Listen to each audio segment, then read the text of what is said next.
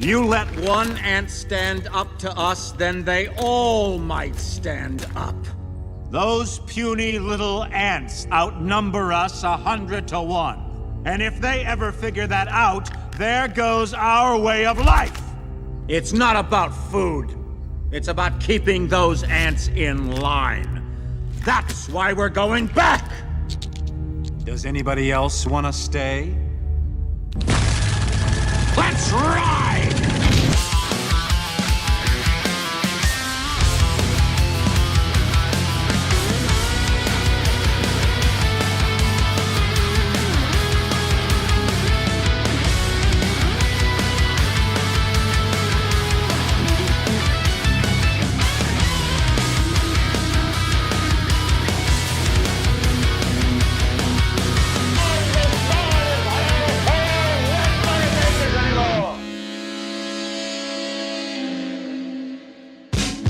Oh. Guys and gals, it's good to have you here at 7:01 on the East Coast in Westchester, New York. And I'm just so happy to have you back. I'm happy to be back with you. Whether you're watching live or on demand, which no matter whatever the hell it is, leave a like, leave a comment, be involved, and enjoy the show. Enjoy the show. And it should be a good one tonight because I've got some things to take care of. I have a lot of media for us to watch. I have a story about a haunted house in Pennsylvania that is going back on the market, which leads me to some creepy stories that have been submitted from by this audience and for this audience. And who the hell knows what else, because I'll ultimately, quite frankly, can be influenced by the live viewing audience by sending a super chat with a comment or a thought or a theory, by picking up the phone, whatever the hell it is. There's multiple ways to get my attention in the middle of a show. Some are more effective than others, but nothing more effective than picking up the phone and blitzing me. Well, I've got some grab bag stories we'll do here in a second. I'm telling you, the increasingly surreal online reaction to the Lindsay Clancy murder trial that we are all, getting the updates on every day. Jury deliberations and all that right now, but it's cracking people the fuck up. Cracking people up in the most odd way. But then again, we're seeing a very, very short-lived social experiment just falling apart at the seams right now. 20th century brands of feminism and all the separate waves that they came in are really just fucking, it's coming apart. We have to remember, this is a very unnatural thing.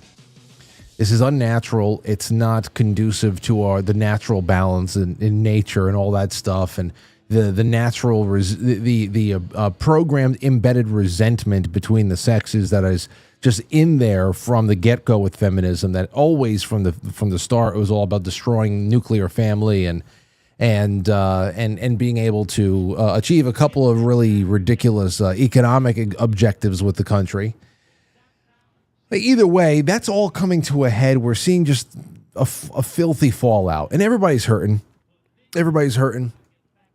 And I think that the fallout is just worse because we're living in a digital age, social media age, and the narcissism that's baked into all of our grooming over the years is really just coming to a head on Twitter and TikTok and Instagram and whatever the hell else. And it's everybody's just waiting for a trigger. And this murder trial of 3 innocent children is that trigger. It's just incredible. But it makes sense because it's mostly the pro-abortion crowd.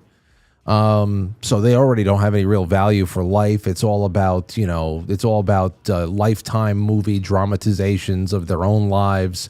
It's all about their favorite Hulu series that depict a fake oppression that is often cited when talking about imaginary societal problems of today. Like The Handmaid's Tale. We always hear that shit as if it's like reality, just like we always hear about, Wakanda with Black Panther as if that's a real place too. So again, it's not really about talking the trial being chopped up every night, multiple nights on the show. It's more so about noticing what's going on with people and people's reaction to things. That's always very disconcerting to me. More disconcerting than anything, because obviously we don't get a lot of we fail most of our social experiments these days. Most of them are failed. And of course, the rest of us, we get back here every night, quite frankly, and we talk about it, separated from the scrum. And we have friends come in, and we have sister shows out there, and thankfully we have our own little meetings, our own little group therapy sessions to get through the crazy times, because nature will reset itself, and it's going through a reset. People are cracking up, falling apart. There's going to be no way to put this all together, because the initial programming that people got, that men and women got, men were programmed to slink back and to give into their vices and to relinquish leadership roles. Okay? Especially the men that built this country. And women were given the programming that was just as negative, but yielded positive, outcomes for them in the interim. They were advanced in all things from STEM to politics and everything else like that, and really take them out of their natural roles of incubators as life and anchors in the household and other community roles and all that other stuff. And obviously there's always the Rosie Riveter types that are made up from time to time, but still there are Rosie the Riveter types, regardless of how traditional our society could be at this point. There would always be a female MMA fighter or two out there doing their thing, off on the beaten path, doing whatever. The whole point about the way that we've been programmed is in taking exceptions to the rule and trying to project it as the rule. And if you try to rule or if you try to flip that a little bit, or in totality, that's where you get problems, because there's an imbalanced nature there, and we are starting to get some really bad shit going on. And then of course we're just not designed. Nobody is designed for this kind of exposure on the internet. Nobody. And you take that, and you take the drugged up nature, how much pharmaceuticals we consume, and all the trauma that we're masking, all the frustration, the expectations, and just the letdowns. My oh my, it's yielding some nasty results, but nature will reset itself. That's what you learn about. Forest fires are a devastating but a natural way to rejuvenate the forest, to be able to actually make soil more carbon rich, to be able to help new trees, the seeds, the pods germinate and spread and take root. It takes a little bit of time, but that's what we do. So always keep your head up, and always remember that we are here to pass the baton. And who knows, along the way, we might see some fantastic things, be able to toast champagne for one thing or another, and to be even more hopeful about the things that are coming and the times that are coming, that hopefully we'll be able to set aside for our children. Which is another reason why the other night with Rich Barris, when he was explaining why people like Owen Schroyer or Nick Fuentes or something like that have taken the stance that, well, we should vote for Democrats because that's going to hasten the demise of this current Republican establishment, and then hopefully open up the door for some real anti-establishment candidates that will have some organic momentum and will actually be able to get into office and be, I guess, bold enough to do exactly what they want them to do. Obviously, you're never going to get 100% from any candidate. I often say if we got 10% from somebody, it's usually 110% more than you're going to get from the Democrat. I know it falls into the lesser of two evils thinking, but it's just the truth. It's just the truth. Doesn't mean that we get, maybe it is net negative at the end of it. But I'll tell you one thing. I can't do.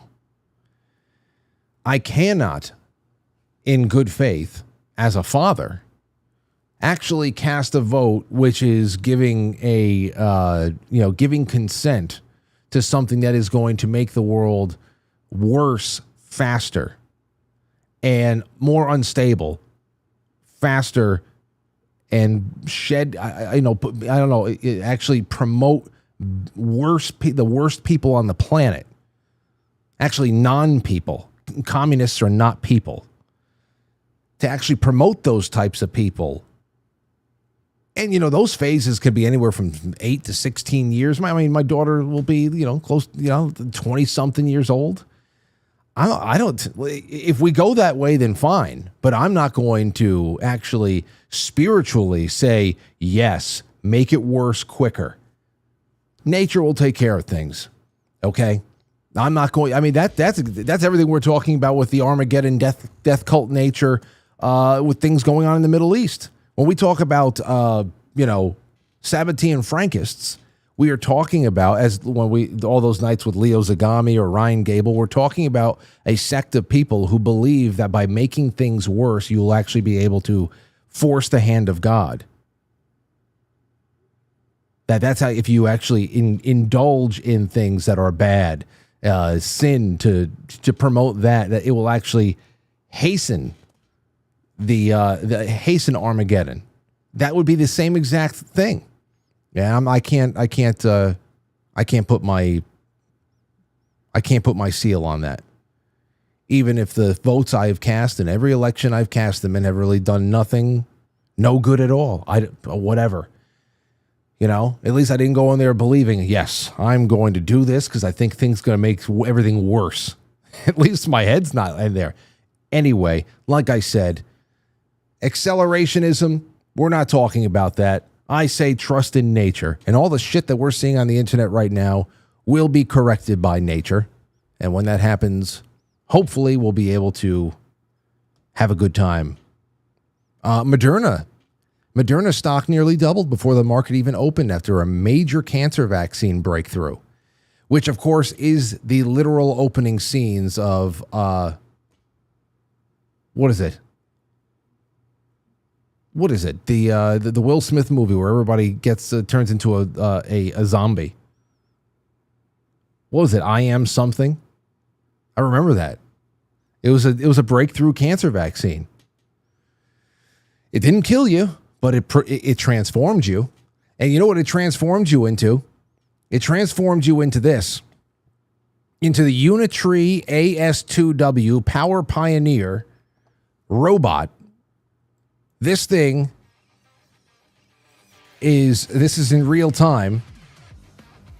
It's going up and down mountains. So when you are living your life in the woods of Montana, the Pacific Northwest somewhere, like John Rambo in First Blood, this is going to come after you, not some goofy local sheriff. This is going to come after you. You know who's going to come after this thing? It's going to be the Black Centaur. The centaur with the chainsaw. That's who's actually controlling this. This is the Demogorgon for the centaur. I don't know. Well, that looks like animation. That's animation. That will, either way. Always new ridiculous robotic stuff that's coming out there. They want to make sure that these things can get up and down mountains very quick, to make sure that the next Ted Kaczynski is found quickly. You can't let him write any more things that make sense in the woods. That has to be found and put a stop to. Okay, let's get to some of the crazy. We're going to start with the Luigi Mangione people. This person calls themselves Mangionista, the Manginista or something like that. What is her name? Yeah, Manginista. Her name is Abril Rios. She's 27 years old, and she just wanted to let everybody know what she's hoping for here. Wrong that he murdered someone, regardless of why he did it. Yep. Everyone has a different opinion, and I'm not going to say it was wrong or right, because I do think I exist within a gray area of the opinions around this case, but I see it more as a revolutionary act of protest, of the likes of which we haven't seen since the Civil Rights era. Yeah, since the Civil Rights era. Yeah. That was the revolutionary act of protest. The Civil Rights era was shooting each other in the head. So yeah, that gray area she's talking about is, of course, a pool of gray matter that is leaked from her brain. That's the gray area that she stands in wherever she is. It's a gray matter leak. That's the Manjanista. That's one of the girls that hopes that if and when he gets out, she's the first receptacle that he's going to drop his load in. That's what everybody says. I'm telling you, don't try to please him. Oh, it's just not. It just can't. Now here's an example. Now we're going back to Lindsay Clancy. Here's an example of some of the theorizing. Now, people who are, again, arguing or trying to examine the nuanced nature of the merits of the case. I mean, I don't know how much nuance there is. The question is, I mean, there's no question that this woman should be locked up for all time. But I guess the real question is, she should be locked up in a mental institution for all time and handled with kid gloves, or should she be put into some kind of a penitentiary, or who the hell knows? That's really what it's all about, because people are saying if it's a mental break, can we talk about mental illness in the way that we, what to what level? We all did that last night. To what degree can we assign responsibility to the insane amount of drugs that people are given? And it is not something that should be dismissed, or else we would have to nullify all of our comments and all of our commentary about SSRIs in the past, and how meaningful of a statistic that is when you're looking at other acts of violence that happen in public that, of course, are completely ignored for other politically expedient things like guns or the race of the perpetrator or something like that. So we did all that last night. It was a great show, and we got a lot of calls from people, and that was the resounding theme. People's experience on these drugs, how hard it was to come off, and how willy-nilly they are prescribed. Sometimes you're just given a menu and asked by your doctor at the VA to pick whichever one you want. What's the outcome you want? How do you want to feel? Go ahead. Here's the menu, the appetizers and the entrees. So outside of all of that stuff, which I'm sure will still come up at one point or another, and it's not going to really start dying down until this trial is gone, and everybody starts writing their memoirs about what went through their head as they're watching it. Trust me, there's going to be 10,000 AI generated books on Amazon about this trial. But listen to this this genius who posted from a bathroom somewhere. I don't know what she's got. I don't know where she works. She's probably a nurse. I wouldn't be surprised. But take a listen to her reformatting the whole case. All right, I got a theory. Hang with me. If your children were downstairs in a 2-story house and you were upstairs on the 2nd story, and there was a fire in your home of which prevented you from being able to exit your bedroom door, go down the stairs and get the children, and you had no other choice and you were completely stuck on that 2nd floor in your bedroom, would you or would you not try to jump out the window to go save those kids? Because that's the only way to get down there to them, right? Fight or flight kicks in, you're gonna get out that window, right? What if Mr. Pat I love the what if. Here we go. You ready? My brain has been bubbling. Here it goes. You ready? This is going to blow your mind. decided to drug her earlier in the evening, we'll say 4:30. By 5 o'clock, she started getting drowsy. He tells her, go upstairs, go take a rest. When she gets upstairs, she finally passes out, lays in the bed. A few minutes later, he comes upstairs. She looks knocked out. At that point, he injures her on the wrists and on the neck. He thinks she's dead, probably because of blood loss. A person who's not a nurse sees that much blood, guess what? They are either getting faint, queasy. He thinks she's done for. So he leaves, barricades the door, goes and does what he does. You remember I was talking about last night how when I was a stupid fucking 9-year-old and we were watching the OJ trial, I had my own theory about why Nordberg from The Naked Gun could never have killed that woman because he's just such a nice guy and all that shit. He's funny. How the hell can he gets angry? That's not possible.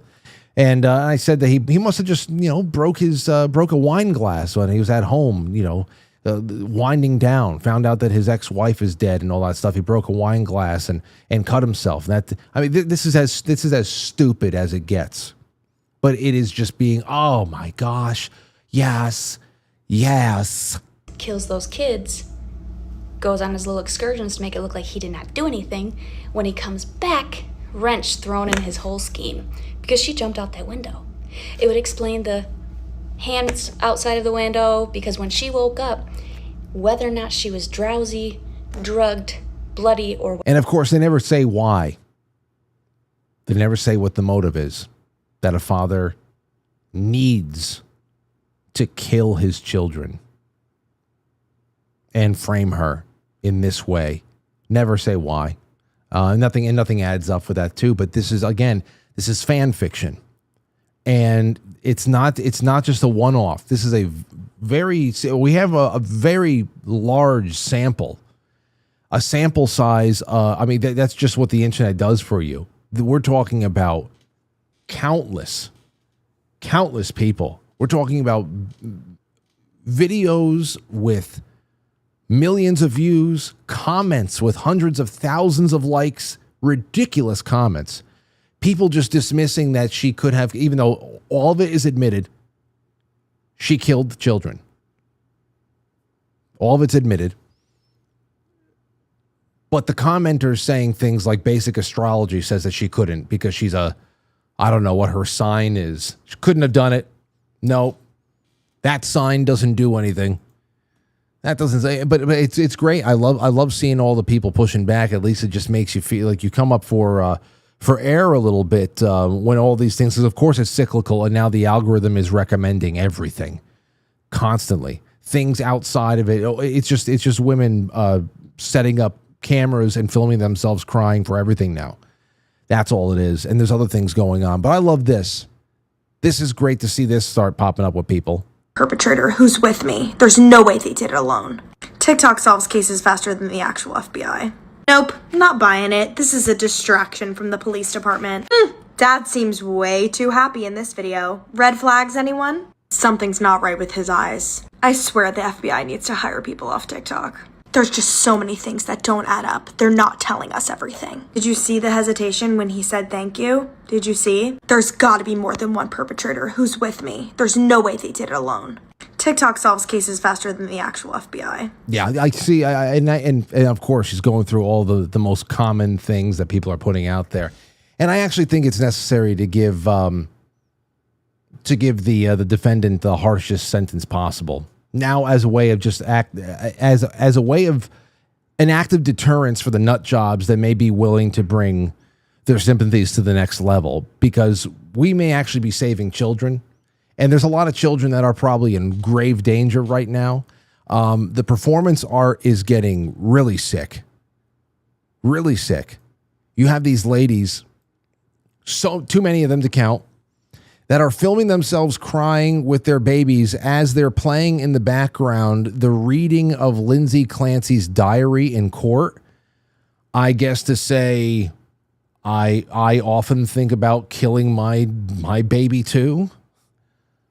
I'm suffering and I want to kill my child too. It's just fucking ridiculous. I mean, can you imagine coming home, finding your wife using your baby as a prop for a true crime fan fiction act like this, where her role in the fan fiction is to sympathize with the killer of 3 children?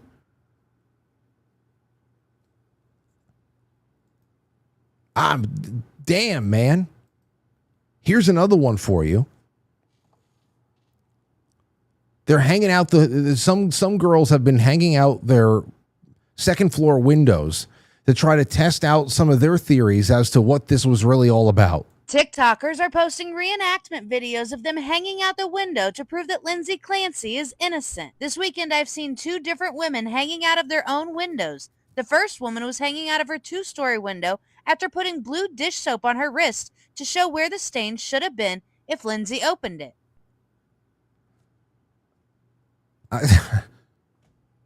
Here's a guy that is reacting to, what is another insane aspect to this whole thing, which is that women all over the country, probably spending a lot of their husband's money, have now raised close to $1 million in a GoFundMe for the murderer's parents. I mean, it's insane. Take a listen to this. You guys raised a woman $800,000 after she took the life of her kids? With an exercise band that her and her attorney admitted she did. But y'all say y'all understand her? Because we cannot hold women accountable. Many of us see ourselves in Lindsay. Many of us know that we could have been only one step away from doing some of those horrific things. You're a therapist! So you shawty's just openly online admitting that you support Lindsay and what she did because you could have done the same thing? But lock all these shawties up. Saying you understand why she did that to her kids while you're holding your kid is crazy. Postpartum is not an excuse for you to do those type of things to your kids. No. I swear to God, bro, I could have been president or something, bro. I would have definitely made FBI do an investigation on every single person that sent shawty money, bro. We need to make sure that your kids are safe. Y'all really out here all coming together because you believe that you would have did the same thing to your kids? Y'all need to be in jail. They're abortionists, bro. They're abortionists. Most of them. This is not a big leap. This is not a big leap. I'm telling you, the it's coming apart at the seams. It really is. And you see these comments. Yeah, but there are holes in the story, and there are inconsistencies in the story. Yeah, there are inconsistencies in everything. There are holes in everything. You can find holes and inconsistencies in things that happen in your life that you know the holes and inconsistencies and anomalies and all that stuff don't change what happened. That sometimes a cigar is just a cigar. You know? Here's an example of an inconsistency for you. A mother strangling her children to death like it's the Blair Witch Project. How's that for something that's out of the ordinary? How's that? That's what makes murder so jarring, you freaks. Bitches be crazy. Bitches be crazy, man. I mean, we have one over here. So everybody's finding new. I always love when they sit down. I guess this woman is trying to find a way to release all of her tension on TikTok now by ripping apart and cutting through clothing.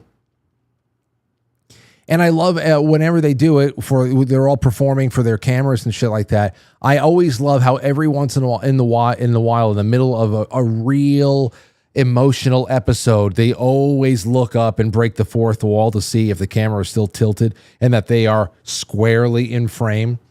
Always love that. And I don't know, which I guess she's doing something that's a little bit more her speed, because everybody else is taking ice cubes and going into the bathroom, setting up their phones, recording themselves crying, screaming, and throwing ice cubes into the bathtub.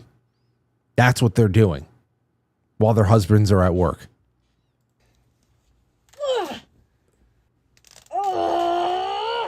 What are you grunting over? It's like Lycra. What are you grunting?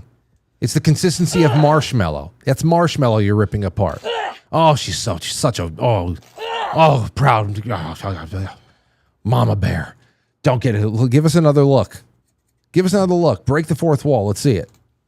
I can't wait. Give me a second look and break the fourth wall. Come on. Show everybody what I'm talking about. Oh, there it is. Oh, there it was. There was a mini look. Just wanted to make sure she was still in frame, that all of her Herculean grunting didn't ruin anything, shaking the house with her heat.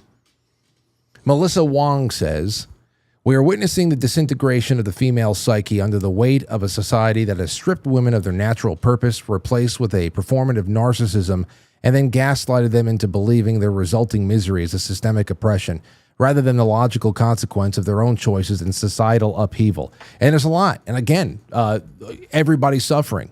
Like I said before, men and women were both sabotaged. Men were sabotaged by being pushed back and made to accept slinking back and surrendering all natural leadership roles in society. And the women are suffering because they are filling voids that they were never meant to.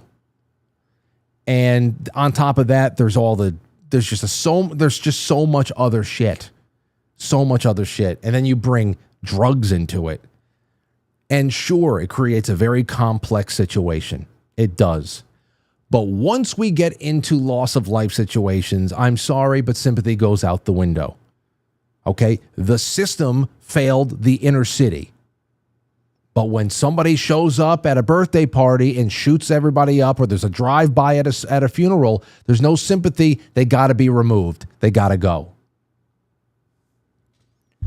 The system fails a lot of people. And you can have pity for them while they're suffering. While that suffering is being handled inside, you see a person living less than a life that you would want for yourself. That is a sad thing. And you hope it gets better for them. And if it is systemic, then you hope that the system improves in some kind of a manageable way. But once it starts spilling over and other people are suffering and innocent life is lost, you miss me with that bullshit. I don't think if it was your children that were killed by this fucking psychopath, no matter what the hell drove her to it, how much sympathy are you going to sit back and have? And that's why I'm saying the experiment is over. And I'm not talking about women's rights in particular or anything else like that. I'm just saying we're not equal. We're not equally valuable. We are all susceptible to being fucked up. And once we identify who is fucked up, it's not a race thing. It's not a sex thing. This is something that is making impacts across all demographics. Some demographics are hit harder than others, sure, but we need to identify people quickly who can't cut it and remove them from the scenario. Psychiatric help. They certainly can't vote. Certainly can't vote. They're not well. Not well. Out of all the things that are just out of sync right now, this one unfortunately made me laugh, and it's very morbid. Benzo Kazooie says, point of view, you get your POV. You're a 3-month-old whose mom is about to start crying and saying how much she hates you. There she is setting up the camera and the ring light. Because horrible. Horrible. I shouldn't be laughing at that. But unfortunately, this is the state that we're in. So I had to throw that out there. It's just absolutely insane. It's insane. I just imagine opening up TikTok and seeing your wife using your infant as a prop in some psychotic woe is me LARP. This is just crazy, man. So if you want to talk about SSRIs still again tonight, you can. Been wanting to have that shit wrung out since forever. But the knee-jerk histrionics and the narcissism, that's really what's going on here. The trial, I can see it going either way just because it is a formidable topic, but one way or another, she should never be free again. But social media has definitely been a net negative. So that's what I got for you. Other things that we have tonight. You actually can see a little bit of it coming up in the chat poll that we have right now. The chat poll on YouTube, which I shared all around. Even if you don't watch there, you should definitely go just drop a vote. We have a little bit something. I'm going to get into the chat room just a little bit to see how everybody's doing. But my question is this: what would make you leave your house the very same night if you had a weird experience? We're going to get into a house that has been purchased, resold. It's on the market right now in Pennsylvania. I want to get into that and some other things that have been submitted to us, and I want to open up the lines for calls. But here's the question. What would make you leave your house that night? Seeing a ghost, or hearing voices, definitive voices that are not yours. Something physically moving. I'm gone at any signs of weirdness, or I'd stay and put up with it. 48% of you are very brave. You're staying and you're putting up with it. It's going to be you versus the ghosts. 12% said, I am out the second I'm seeing an apparition or hearing voices that aren't mine. 26% of you said, something physically moving is when I'm getting the hell out of Dodge. 14% of you says, I'm gone any sign of weirdness. So obviously that comes out to about 51% is saying that, hey, yeah, well, if the circumstances are correct, if the circumstances are ripe and some weird shit is going down in my house or anywhere I'm staying, the Airbnb on vacation, we gone. I'm sleeping in the car until I find something else that's happening. So we have that. That's what we have to work with up front. Let's see here.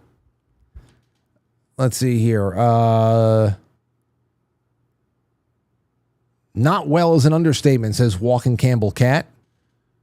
Mark Guthrie says, good evening, Frank from Oklahoma. I'm just reading the general chat right now. Let's see here. They should have kept lithium in the 7-Up. Oh, good. We got KetoBrainz. Molly from KetoBrainz is here tonight. Molly from KetoBrainz is here tonight. Imagine that. It's good to see Molly around. There are no ghosts, says Hominy. Well, I think that there would be a lot of people out there who would say, I don't think so, sir. Or ma'am, whatever it is, you just hold your horses right there. Let's see here. H.R. Biggs is that meme of the dude packing his bags and getting on a space shuttle when he tried to kill a spider carrying its babies. Oh, yes. Well, I know. A little too much.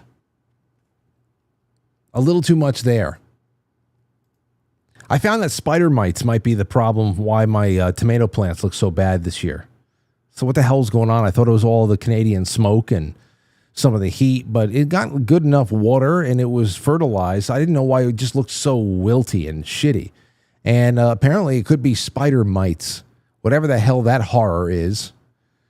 We'll get around to that in a little bit. Okay, so Mark the Carnivore says, Frank, thanks for bringing some sanity to this wacky world. We need Jesus and to eat meat. It makes everything better.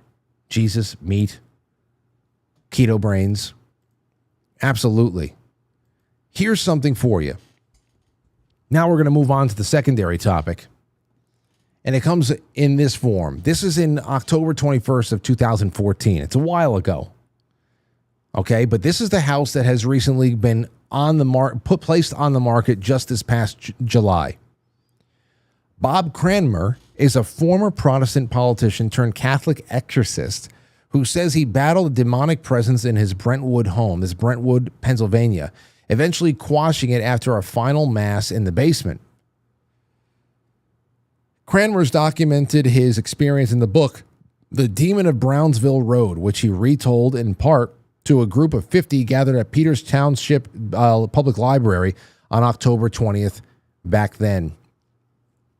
So many years ago. When this came out, I was still hanging out. We still had a whole year left in the old studio. What a magical year. So he talks about his conversion to Catholicism and how he started just, doing battle with these ghosts and these spirits. Apparently, he was hearing footsteps and unexplained noises, that objects were moving by themselves in this place, religious objects were being damaged, apparitions were being seen, physical attacks on family members, crosses allegedly being broken. And, of course, the headline attraction of this whole thing was a blood-like substance that's appearing or running on the walls. I guess it's like ectoplasm in Ghostbusters. Which, by the way, who used to get the high-C Ecto Cooler juice boxes in their packed lunches back in the day with Slimer on the front of it? The story of the house at 3406 Brownsville Road was published in August and tells of the Cranmers returning to his childhood fantasy home that he always dreamed he would own. The 105-year-old home was designated a landmark by the Pittsburgh History and Landmarks Foundation in 1994. Cranmer and his family of 5 moved into it in 1988 when he says the trouble started shortly after. Cranmer would sometimes wake up with 3 claw-like scratches down across his chest. When the demonic infestation came to a head in 2004, with bent crucifixes and broken family pictures, the former Army officer reached out to the Catholic Diocese of Pittsburgh for some ghost-burning tips. Father Ron Langwin told us you can move and hope the best for the next owners, or you can stick it out and we can help you. We'll know in about a year if we're making progress, he said. So it started thrice daily masses and perhaps relatively unusual tactic of playing the Passion of the Christ movie on repeat in the affected rooms, only for the DVD to be found lying on the floor and the TV turned off. Well, brought Mel Gibson into it, huh?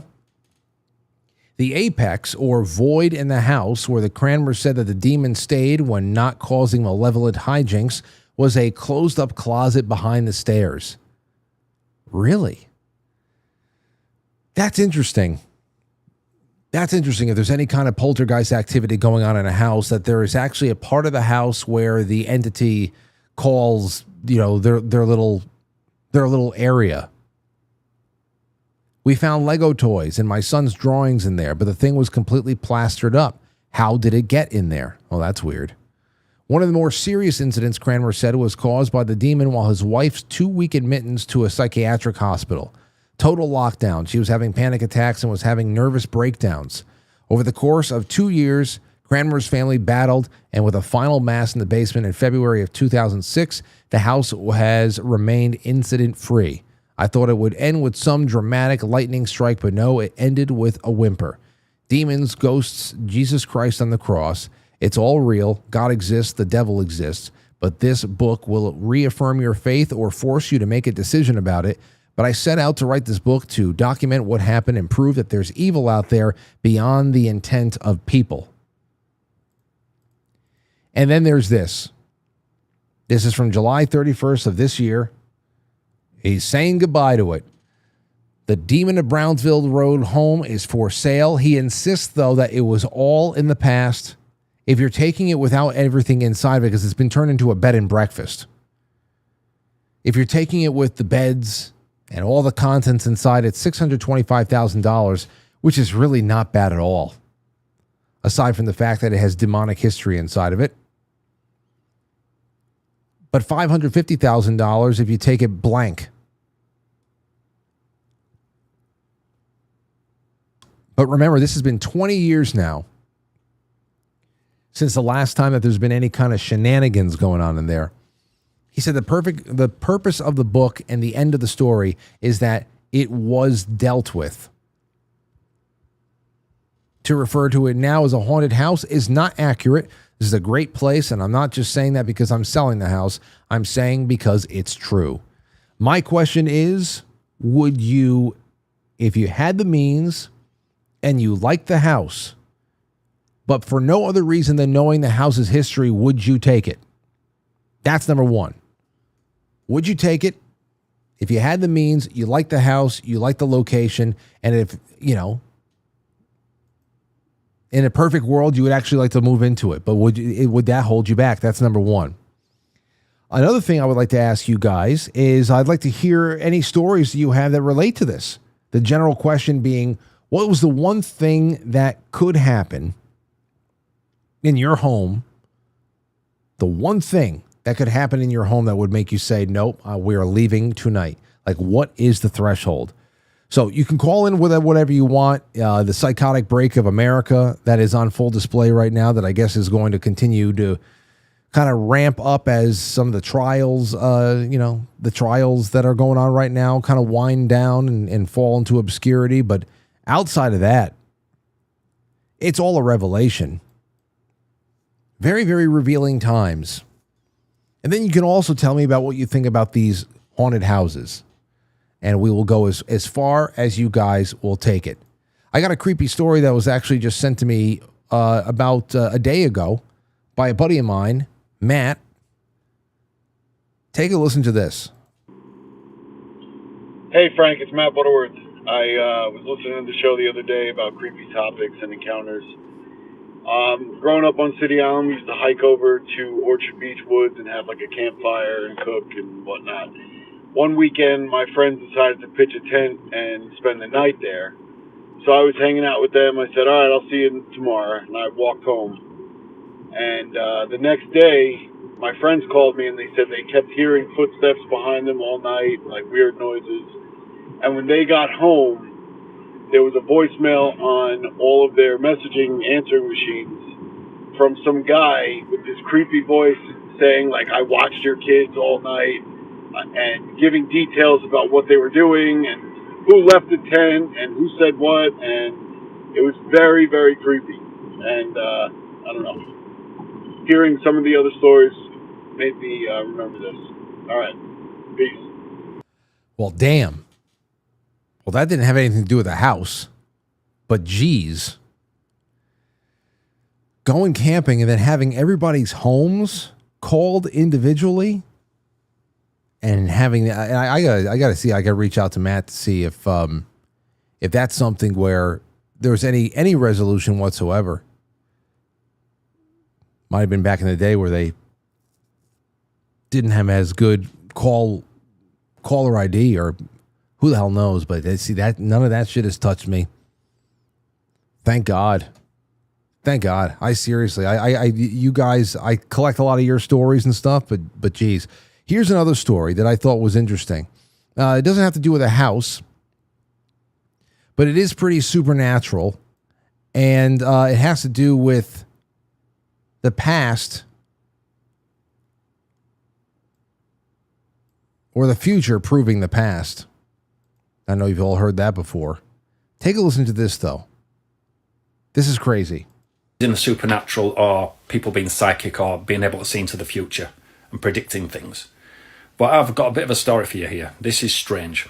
So back in 2014, my mum passed away on the 6th of July.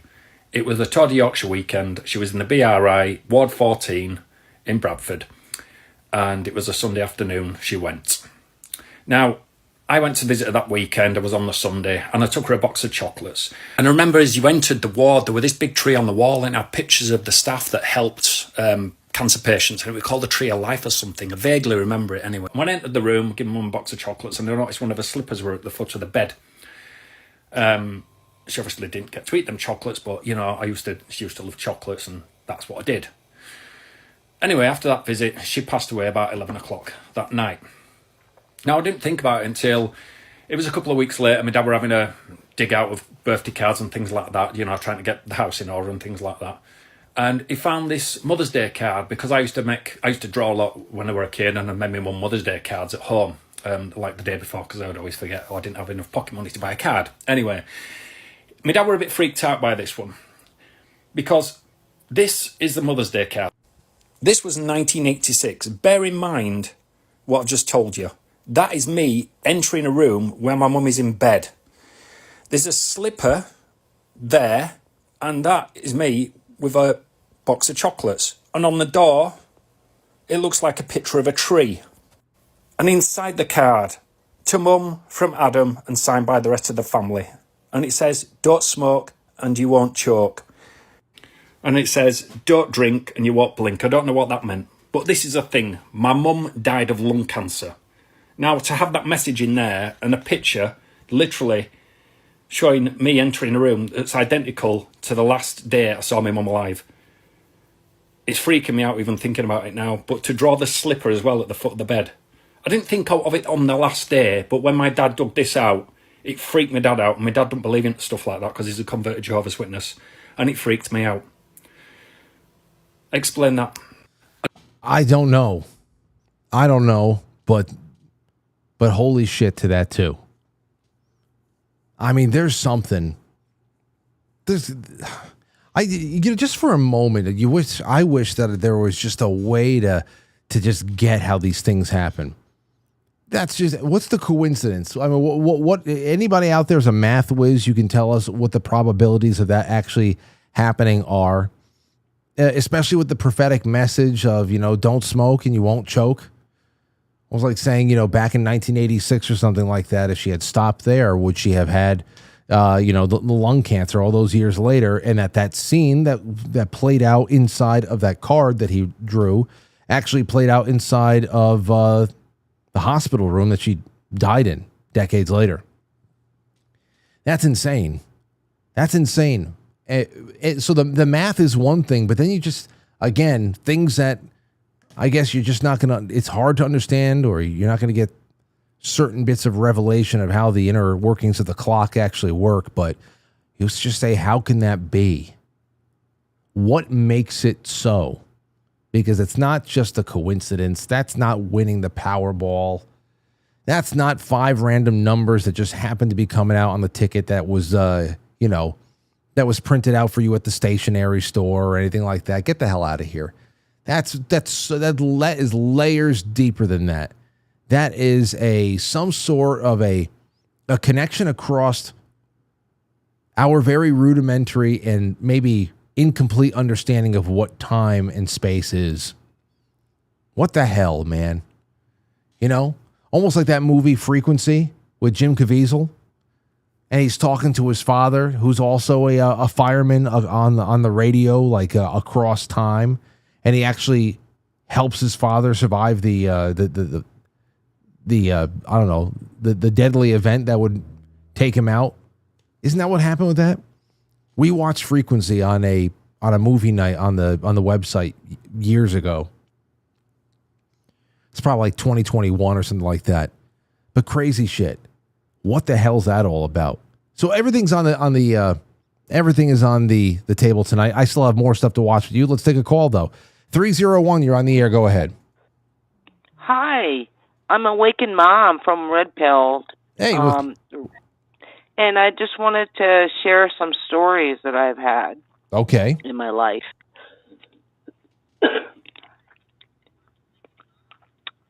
I've had some ever since I was 12. I'm a sensitive person. So am I. I wouldn't consider myself an empath, but okay. I get orbs all the time in photos I take of my ringtone on my front door. I lived in a house in college. I've seen a white apparition of a woman who used to live in the house. She died in the house. Do you think that nothing was bad? Wait, let me ask you something. Do you think it was actually her? Because we had somebody in the chat room before that say ghosts aren't real. So what did you see? Well, so when I lived in the college house, we knew a woman died, and I was in the attic with one of my sorority sisters. It was a sorority house. And we were up there digging through things to get. It was in the middle of the summer. Nobody was living in the house. And we looked over in through the doorway, and we saw literally a white drape. It looked like a dress. Mm-hmm. And it just kind of floated above the air behind the wall. And my sorority sister and I looked at each other and said, "Oh my God, that was Victoria." Ah. But I don't know for sure, but there have been many stories in the past where other people have seen. All right, so something. you saw an apparition at school. What's the other story? Let's get to the best next one. So I get when I take photos, I get orbs in my photos. They're like little balls. Uh-huh. And I was at my aunt's house in Pennsylvania, taking pictures of the backyard. It was dusk. She lived along the railroad track, and I'm taking like multiple pictures at the same time, and I could see the orb move and in the different frames, and all I could say was, "Hi, how are you?"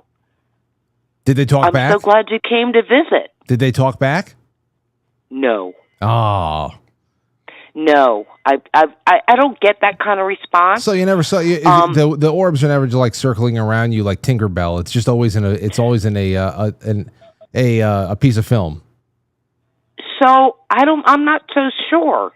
I shared a ringtone with Zoso when he was here last year, and I had an orb at my front door, and it literally came from the bottom right of the frame where I have a cross. I got you. In my garden. Okay. And it literally went up and moved the branch and went up.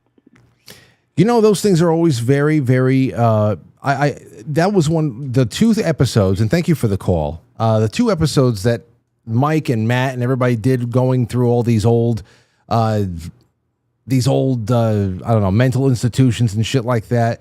That was one of the first things that was always recorded. They were taking still photos to see if there's any kind of glowing activity, and those always popped up. I have not seen any of those on any digital media. Maybe I should look into that, see if that's something that just died once everybody started taking pictures with phones and not film. And what is it about the photosensitivity of film that has all these very, these interesting energy globule type of things that are popping up around? I just don't know. Let's take a call. 865, go ahead. Yes, is this Quite Frankly? It is. Who's this? This is Marcus from Tennessee. Hello, sir. I was just going to make it quick. I've got 2 stories. One is, and this is about ghosts. I lived in a house with my grandma and my aunt, and I was adopted by my grandparents. Lived in this house, and I had never sleepwalked before or after this house. But every single night, I would sleepwalk to my mom's bedroom door, and I'd stand there. And she would wake up, and she'd ask me if I was okay. I'd never speak to her, but I'd turn around and go to bed.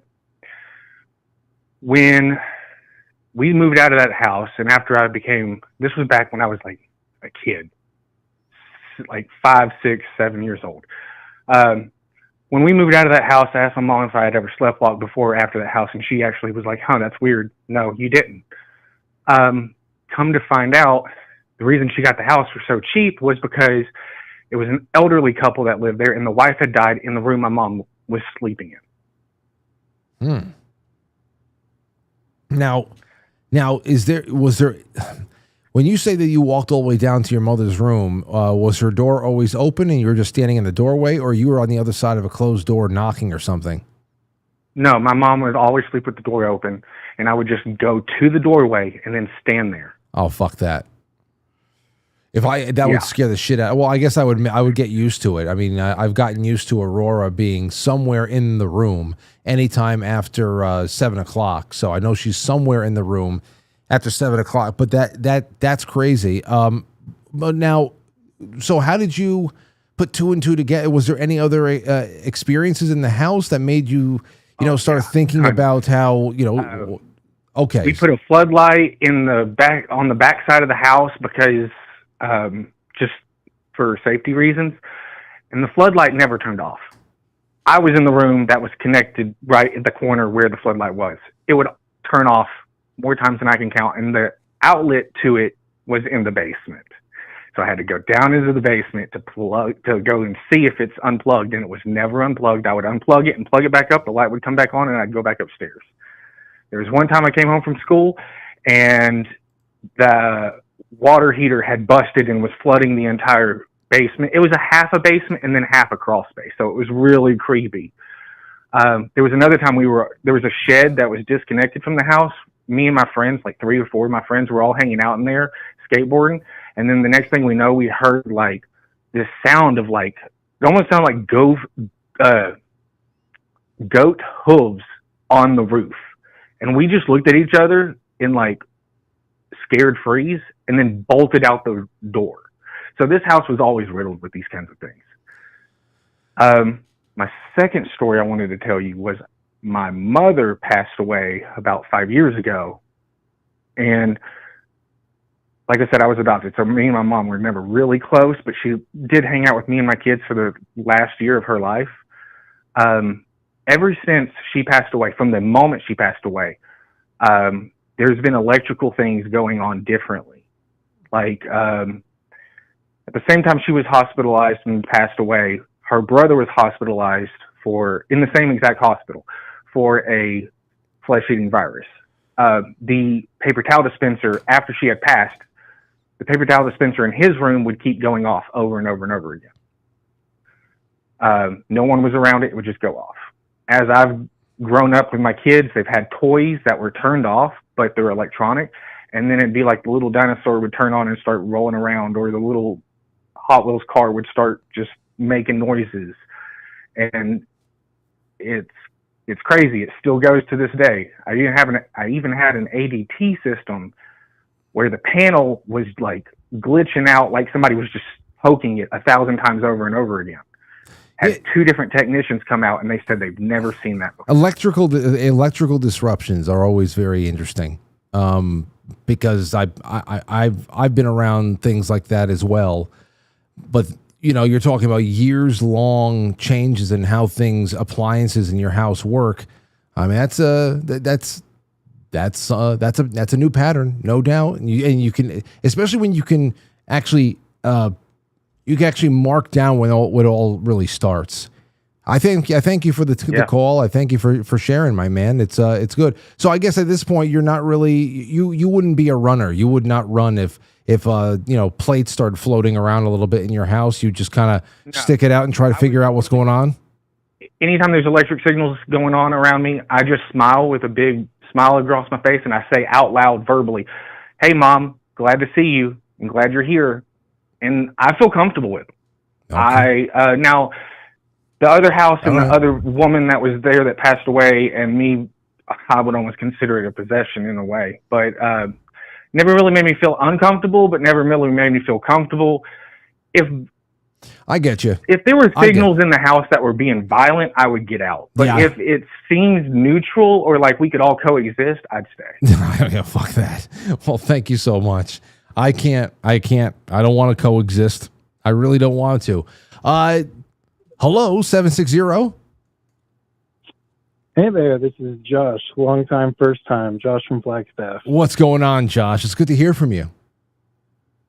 I got a couple weird stories if you're interested. Yeah, give me the best one.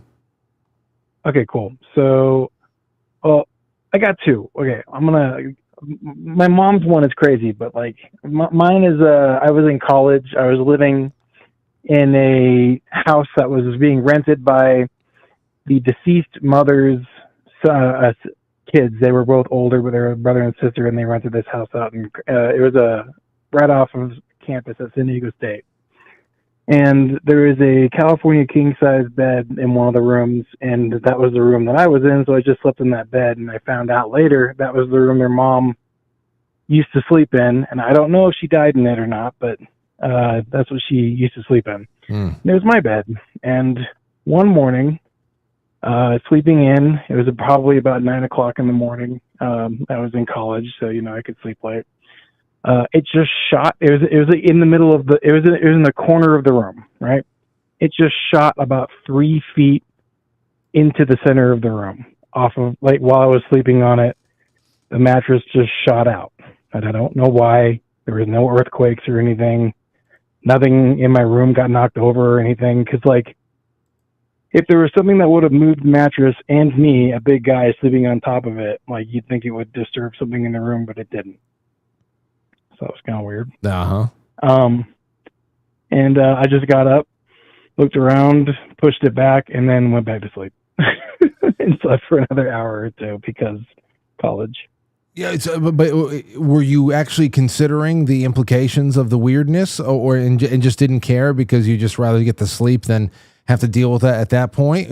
You're just letting it roll off your back, or is it something that you didn't really, calculate as weird until a while later? Little column A, little column B, honestly. That was weird. That seems impossible. I don't know how to deal with that or how to interpret that. I'm just going to go back to sleep. That's a good one right there. I don't know how to deal with this, so I'm going to go back to sleep. Man, I think that would have screwed me right out of bed. I'll tell you that much. But thanks for the call, man. This is a good one. Yeah, you got it, man. Okay. There is Josh from Texas. Josh from Texas. Okay. Well, here's a problem. This is a problem. You want to talk about a real haunting. A Dollar Tree store in California, San Diego, are apparently suffering from a serial gooner. They're gooning. A serial gooner incident. This is, I think this is a real NBC report. Take a listen to this.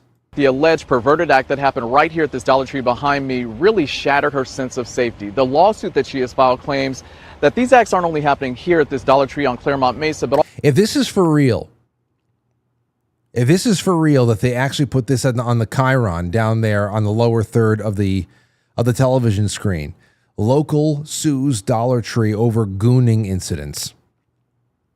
The fact that gooning as a slang for jacking off has, if that really made it onto an NBC report, I swear to God, and I don't see anything that's showing that it's fake. also at Dollar Trees all across the country because the company is supposedly skimping on safety measures. Dollar Tree is home to discounted goods, but according to reports around the country and this lawsuit filed, it's become a place where attorneys say deeply disturbed men are involved in gooning, where they ejaculate or wipe their semen on women. Okay, I guess it is real. I clicked around here. I didn't actually hear him. Wow. Okay. All right. They committed to the slang on this one. So now there's a whole bunch of 65-plus-year-old people who are watching the 11 a.m. news on NBC7 in San Diego who know what gooning is now. Disgusting. At this Claremont Dollar Tree, according to this civil suit, during about a week's time starting March 1st of last year, the same man sexually assaulted 3 different women at the store on Claremont Mesa Boulevard. It's like, what is wrong with people? The Marine Corps says it's aware of the allegations against one of its Marines, but San Diego police are handling the case since it was off base. She kind of noticed the presence of somebody behind her and felt him wipe something on her, and she realized it was semen. Attorney Alreen Hayquest represents one of the women accosted at the Claremont location, who's only identified in the suit as Jane Doe. In addition to the Claremont incidents, the Union Tribune reporting the sheriff's office says 2 other assaults happened this year. Oh, by the way, I don't think that the women were asking for it, and I'm not trying to figure out the origin story of what's wrong with the guy and who failed him. I'd like to see him removed from civil society and, dealt with. Just saying, just putting it out there. At Dollar Trees in Lemon Grove and Spring Valley, no one was caught. In the suit, Jane Doe says when she told a clerk about what happened to her at the Claremont store, she was told the camera in the aisle wasn't working. Dollar Tree is not staffing the people there, and because I can't believe that NBC has gooning up on their Chiron. I can't believe it. But this is where we are now. This is where it all goes. And it's a 2.5 minute spot. in order to cut cost, they don't have operable cameras, so they're not taking security footage, and it's become a breeding ground for these sexual assaults to occur. A company spokesperson issued a statement saying, in part, the safety and security of our associates and customers are our highest priorities. Dollar Tree is committed to having effective safety and security programs. Hey, here's a question for you, because I wonder how much the payout is going to be. Because Dollar Tree, that's a pretty big... How many locations in the Dollar Tree? Isn't that a franchise? Isn't it? Dollar Tree operates 9,382 stores across the U.S. and Canada. And it is a corporate operated chain rather than a traditional franchise where individuals buy single franchise locations. It operates across 48 U.S. states and Canadian provinces, including roughly 5,900 multi-price formatted locations. So I have to, let me see here. Profit for 2025. See if they posted anything.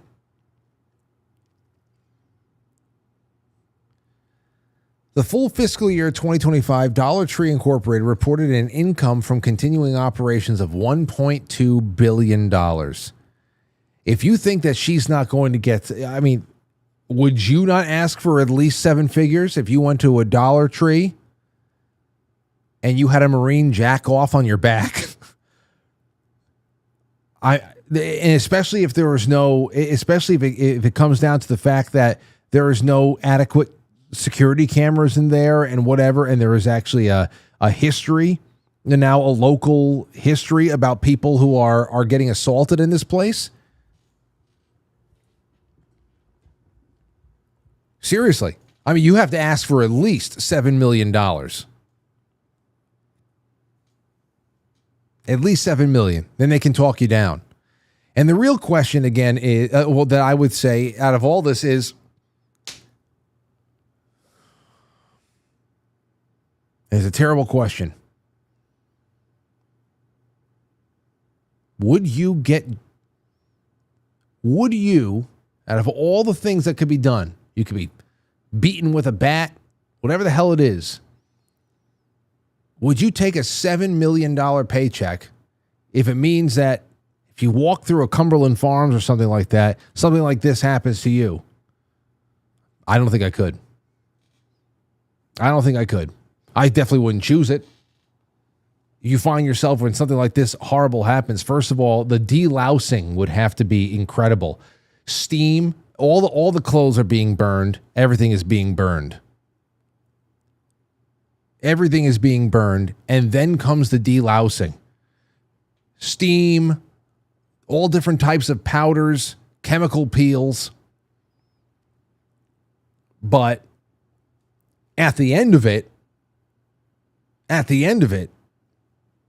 millions of dollars. So, I mean, we'll see. We'll see what happens here. I hope that she gets a good payday. I really hope she does. And I hope that the freaks are dealt with. Okay, let me see. What else do I have? This was sent my way. Take a listen to this. Actually, let me take a break and take one call, and then we're going to reset real quick. We're only going to about the 8:30 mark tonight. 219, you're on the air. Go ahead. Hey, Coach. Long time no talk. Who's this? This is John Otter. Oh, my gosh. John Otter, how are you? When you said coach, I said, who the hell's calling me right now? It could be anybody. Yeah, well, you know what? I'm twice your age, but you're still a guidance.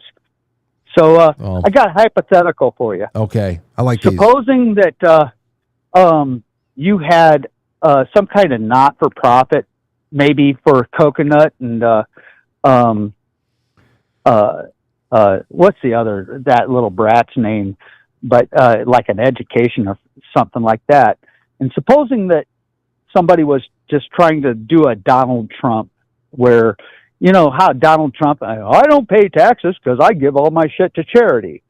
Well, is there a way do you have a 501 or some kind of way where somebody could dump a bunch of money into an account to, you know, do you have something that's a non-for-profit that somebody can contribute to? No, I don't. I don't have a 501c3. I don't even know the process of actually establishing one of those, but I don't even know what money I would divert into that. Everything is, you know, it's a pretty lean operation.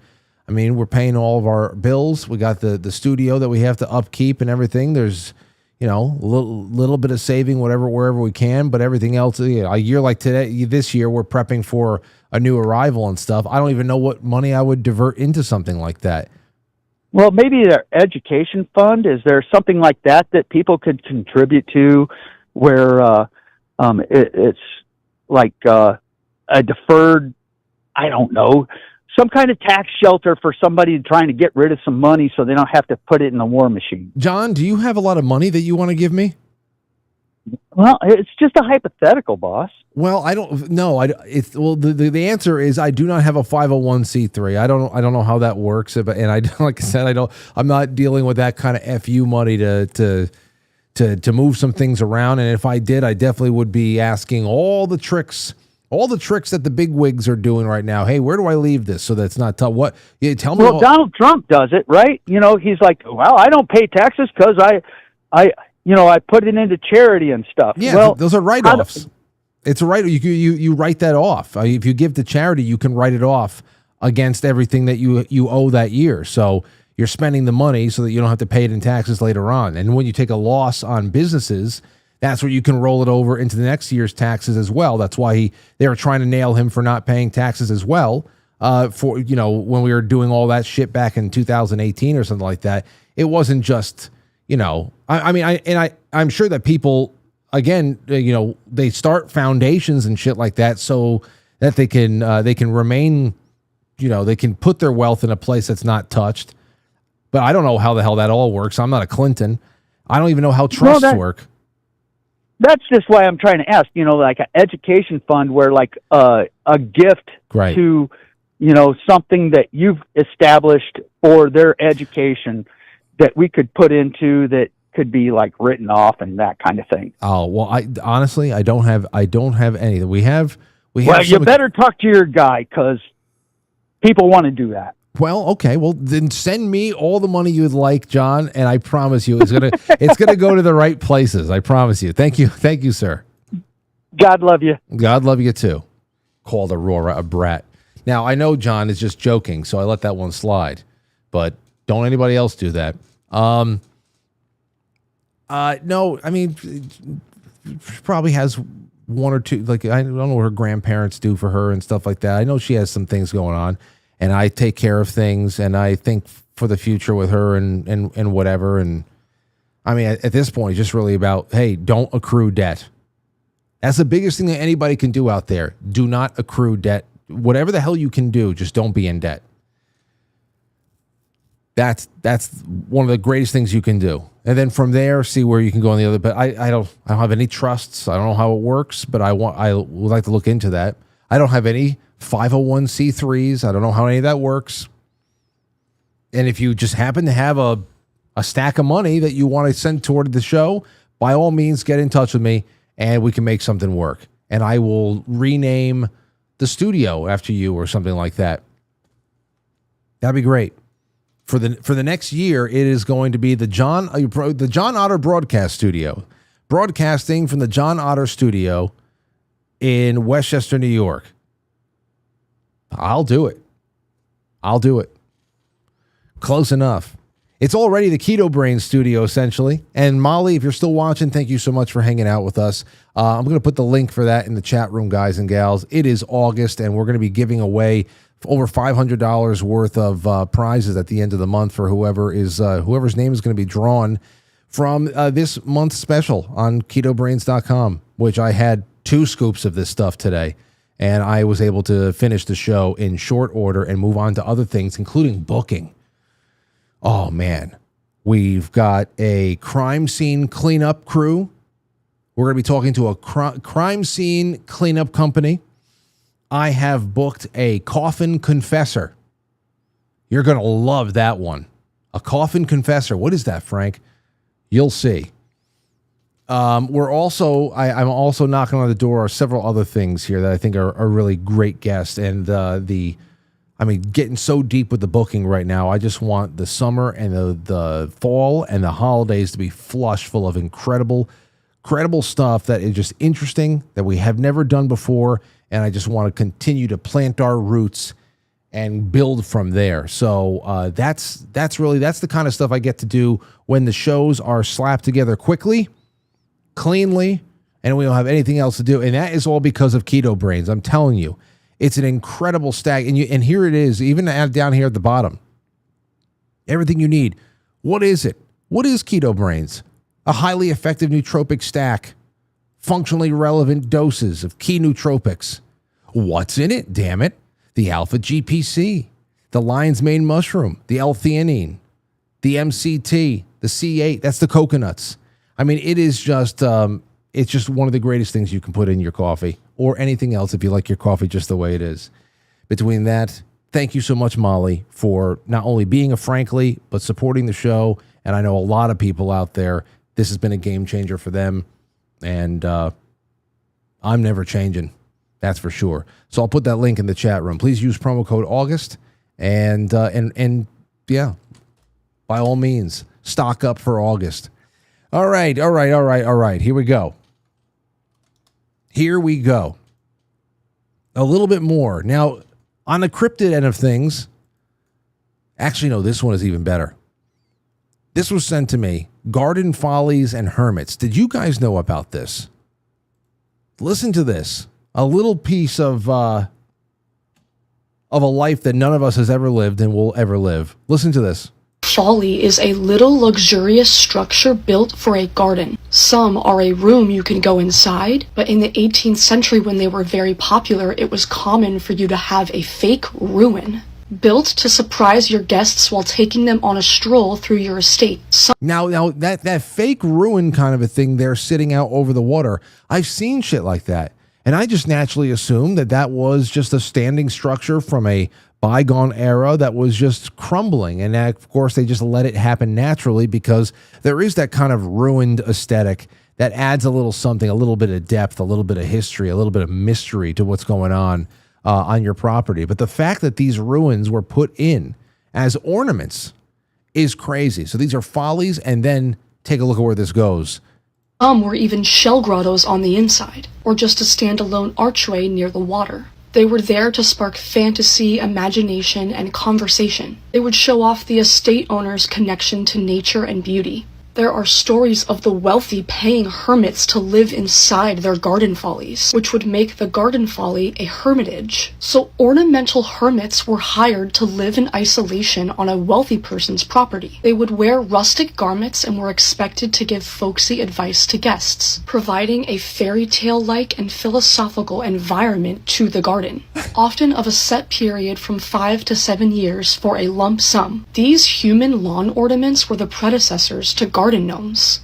A folly. Okay, so this is the first time I heard about garden follies and, of course, hermits. Paid hermits. One of the top comments over here is, where can I apply for the job of ornamental hermit?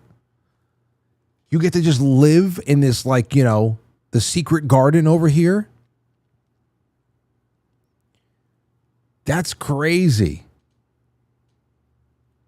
Someone said this is the dream job for autistic boys. You get to live rent-free in a cute little cottage and say weird shit to people. Where do I send my resume? Man, I mean, that is crazy. But it's also pretty cool. It's a paying job. And that's one hell of a job. It truly is. So, and now one more for you guys before we open up the lines to end the show. I want to ask about this one particular thing that I found. Sounds like a local boy from Tennessee who's talking about seeing a monster in the woods. That they're saying it over here, woodburger. But the more I look around, I see that people are also referencing to this Sasquatch-like creature. And it looks like they're calling it a wood booger. A wood booger. Okay? So I don't know if anybody from the Tennessee area, Appalachia, or let me see here. He's telling the truth. Says John Byers. I had my grandfather talk about them. He grew up in the middle of nowhere in Blue Mountain, Mississippi. To this day, there are dirt roads all around.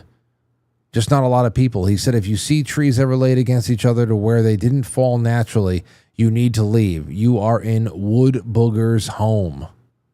What the hell are you talking about? Listen to what this guy's talking about. Said, well, I seen a monster in the woods. And he said, a monster? I said, yes, sir, I seen a monster in the woods. I've never seen anything like this before. He said, what did it look like? And I told him, and my shock to me, my grandfather was super close. And he goes, you seen a woodburger? I said, a woodburger? What is a woodburger? You never told me about a woodburger. I've been on this farm, practically grew up here with you, and was always here in the summer to help you with tobacco and crops and everything, and I've never heard of a woodburger. And he said, I didn't want to tell you because if I did, you wouldn't hunt, you wouldn't spend the night in the barn, you wouldn't do the things that you've done and you're still doing, and He said, they've been around here all my life, and he goes, I've seen 4 in my lifetime, up close. I'll be out in the field working. I look up and want to be standing next to the fence just watching me work. And he said, you know, all those noises you heard at night when we were sitting on the porch at night, you know, you would ask me what that crazy sound was, and I would tell you, oh, it's just no catamite. And I said, what is a catamite? He goes, nothing you'd understand. And he said, that catamite was the woodburger screaming in the woods. And I said, okay. And I wish you'd have told me about these things. He goes, well, I should have thought that'd be a good place for one, because nobody ever goes in there where you're at. But I didn't think, they don't hurt you. They're just real territorial. He said, in the wintertime, they come to the hen house here, and they'll take 4 or 5 chickens at a time, not all of them. And my granddad had a huge hen house with a lot of chickens. He sold eggs and raised chickens, and I'll take 4 or 5 chickens, and they leave a little pile of rocks and sticks like they're paying for it. And he said, you know, every once in a while I'll be going down to the field with the cows, and they'll yell at me. And they know me, and they've seen me for years, and nothing to worry about, boy. Just don't go down in their area. And I said, well, wood booger. Never in my life. And I believe him. I believe him. I hear shit like that, I'm just like, okay. All right. Okay. That's a term you don't hear so much these days. Wood boogers. Older folk called them that before the term Bigfoot. It was coined in the 70s. Heard lots of these stories from reputable people not looking for any recognition or fame. This man has a slight speech impediment, so that must automatically disqualify him as a witness, and is obviously on drugs. You people are insufferable. Wait, what? Oh, maybe they're talking about other people? Oh, no, I don't think that he's on. I think he's of sound mind. He's got a little bit of a speech impediment. Who cares? I'm not sure why the captioning is saying burger instead of booger. Well, I mean, it sounds like it. I grew up around them in West Virginia and didn't find out until I was in my 30s that people didn't think that they were real. I thought it was a joke, like someone telling you that they didn't believe in squirrels or raccoons.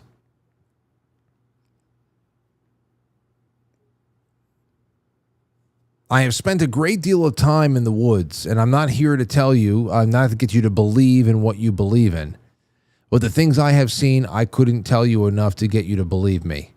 But I'm going to just throw it out there. There are things I've seen that were even hard for me to make sense of. But yes, there are things in these woods that are unbelievable and hard to explain.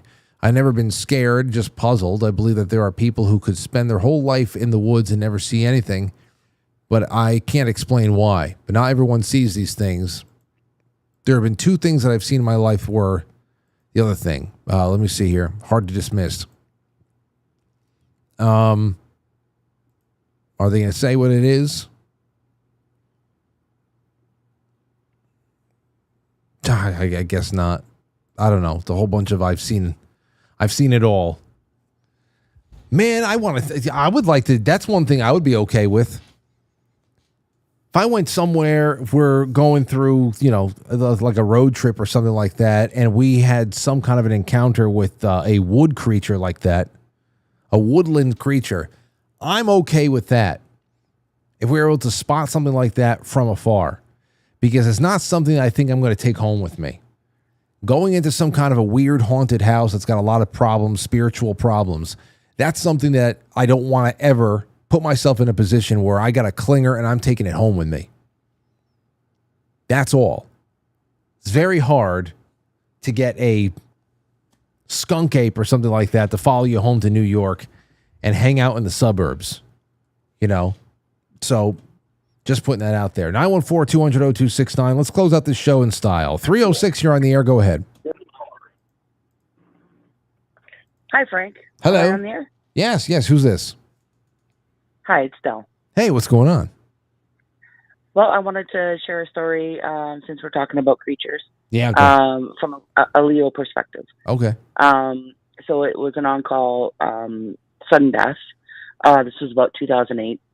And so we get a call of a sudden death, dead body in the basement. So we have to investigate if it's, suspicious.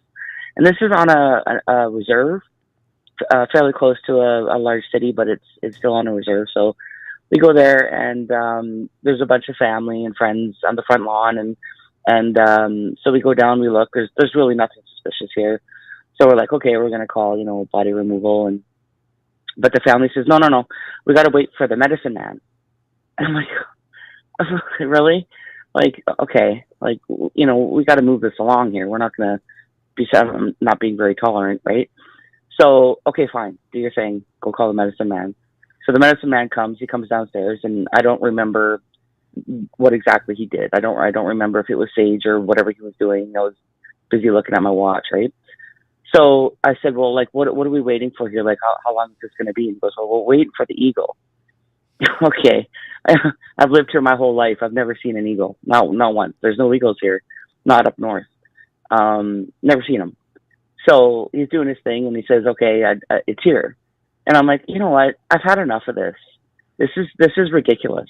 So I go stomping up the stairs, and I walk outside, and I see everyone on the lawn, and they're looking straight up. And I'm not joking. There was one bird flying around in the sky, and it was an eagle. So I come running back in, and I said to my partner, I said, Mike, there's a fucking eagle. He goes, yeah, I know. I was like, oh my God.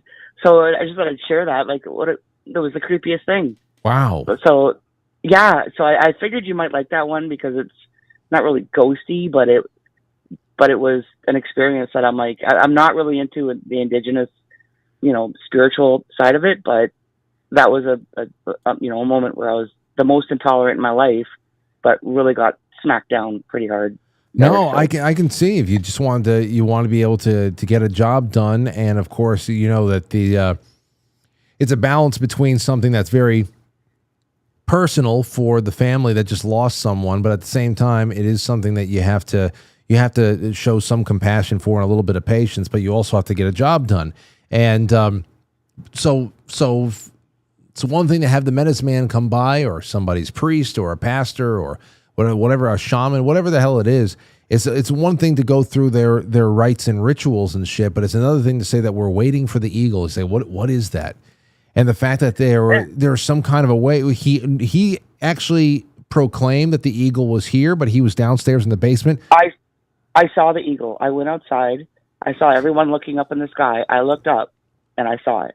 But that was after the medicine man in the basement said the eagle is here. Yeah, that's true. Yeah. So he knew somehow. He knew. Yeah. That's crazy. Yeah. Did you ever ask out of curiosity what the importance of the eagle's presence was and why you had to wait for it? I didn't ask him, but I did look into it later, and apparently the birds are messengers in their culture. So the birds carry his spirit, or they summon, or they're messengers. They're like a conduit in between to say, hey, come here, kind of thing. I'm not very into the indigenous thing. I'm sure you can look into that, but yeah, that was that's apparently what it is. That they help carry the spirit to the heavens. Okay. Well, thank you so much for that. That's a fantastic call. Thank you so much for that, Dal. You're welcome. Thanks. Yeah, it was great to hear from you. Yeah.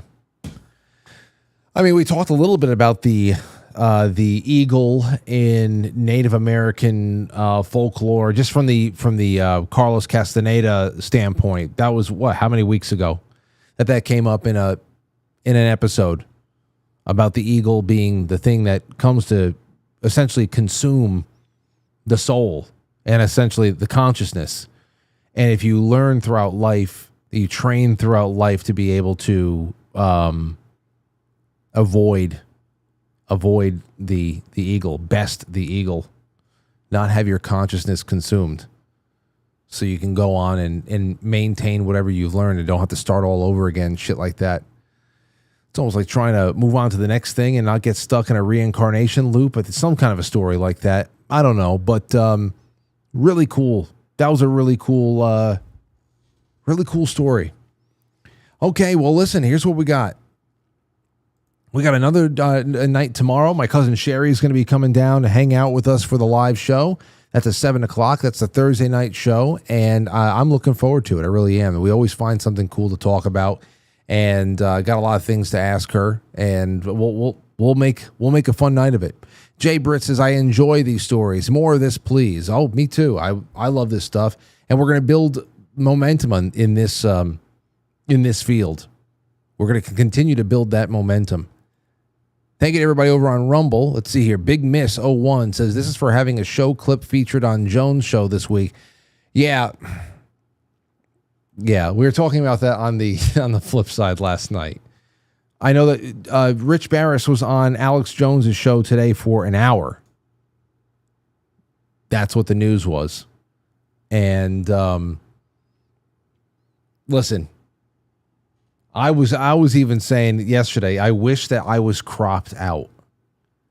I wish I was cropped out, because that clip from Rich's appearance on Monday night was seen by a lot of people over the last 48 hours. And everywhere it was played, there I am listening to Rich. The only sound I make is when I go, I breathe in because I was about to interject with something, and then I just slink back and let him finish his story. That was so I'm just such an awkward appendage to the whole thing.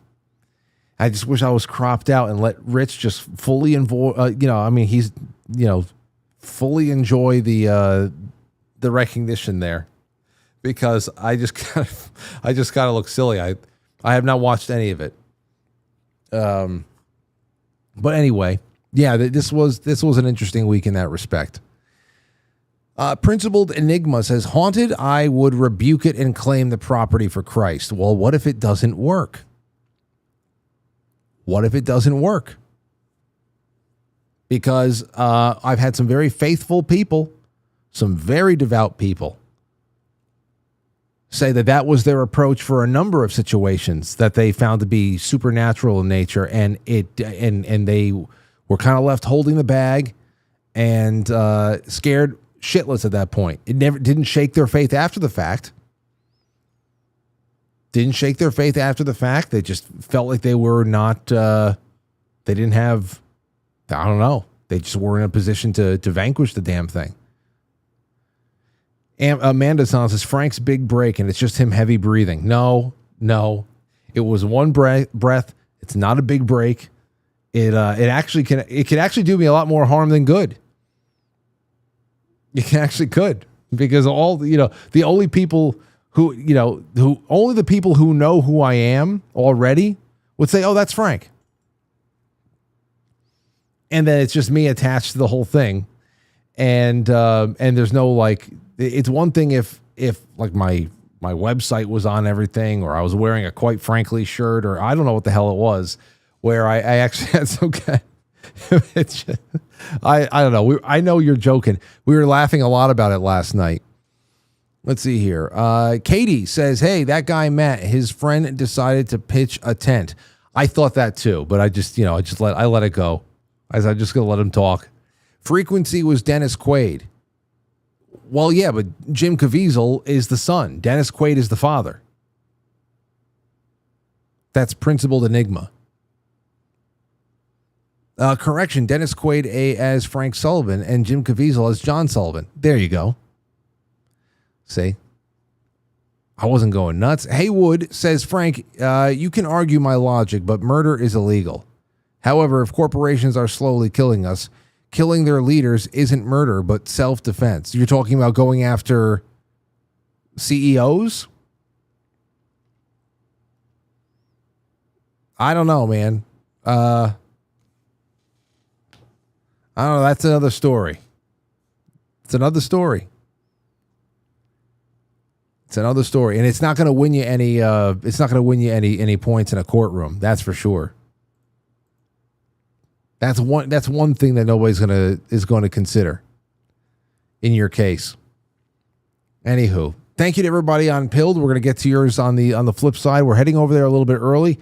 I don't know. I might even jump on the drums for a little bit. I don't know what we'll play, what we do, but we're heading over to the flip side, A nice 90-minute show tonight. We'll do more tomorrow, but that's where we're leaving off. Thank you guys so much. I'm really happy to have you all here tonight, and tomorrow is Thursday. So until then, be well. And if you ever want to submit a story, if you ever want to submit a link, a reel, anything like that, send it to Frank at quitefrankly.tv. Also, make sure to go to KetoBrainz.com. The link is in the description below, and get on that health stack that I have built for myself and just want to share with you guys. The daily KetoBrainz nootropic just brain breakfast is essentially what it is. Get the creamer, get the nattokinase. That is for the blood pressure, the circulation, the breaking up and preventing of clots. Get that. 6,000 FU a night. Do it. Do it. It's hump day, so you need some FUs on a hump day evening. That's all I say. Use promo code August, and if you're a monthly sponsor, use your promo code. That's 20% off every time you use it, guys and gals. And you get other special perks there, too. So, monthly sponsors, use your promo code. And also, become a sponsor, because there are new classic episodes of the Quite Frankly Classic podcast archive that's being uploaded to Patreon essentially every other day. New episodes every other day. They're short episodes. They go back about 11 or 12 years now. You're going to absolutely love seeing the evolution of it all and some of the first appearances from your most beloved characters of this show. Anywho, I'll talk to you all soon. Have a good night. I'll catch you on the flip side.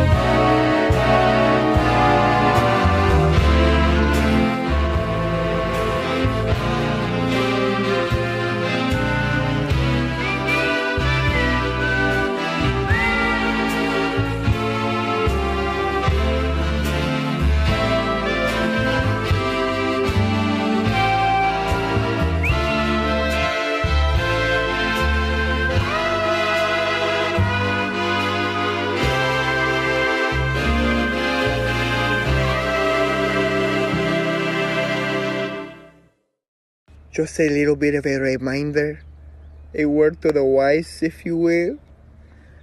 Do not worry about the worries from yesterday. Leave it in the past. Move forward with confidence, because there are so many new things to be experienced today. New joy to be had. So move forward, be strong, and have a great rest of your day.